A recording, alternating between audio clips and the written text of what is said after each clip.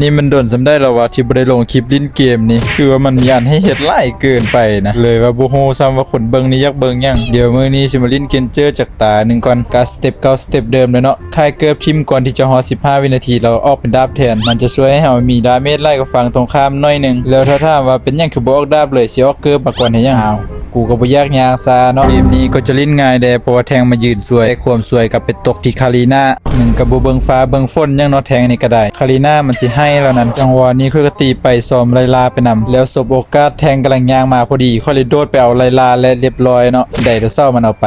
แล้วตัดภาพมาจังหวะนี้ไดโนเสาร์มันดึงไลลากลับมาคืนได้แต่มันยังแล่นออกไปได้แล้วไดโนเสาร์สไลด์เข้าไปเลยแต่ก็ยังบ่ได้และไลลาจังได้เรียบร้อยบ่เรียบร้อยนี่กูทึกไดโนเสาร์ด่าพอแน่นอนแล้วจังหวะนี้ไดโนเสาร์เฮ็ดงามอีกแล้วเกมไม่รอดแน่ไลลากดดาบสากลเลยและเก็บไลลาพร้อมได้สแต็กมาเป็นตัวแรกตามด้วยลาฟาเอลอีกตัวหนึ่งจัดไปคือเขาก็ไม่ไหวกับผมนะอุ๊ยเหี้ยลงแหม่เบิ่งมาไล่ไก่ติดหลังจากนั้นก็ไปอยู่บนเก่าแล้วไล่ยิงอย่างเดียวเลย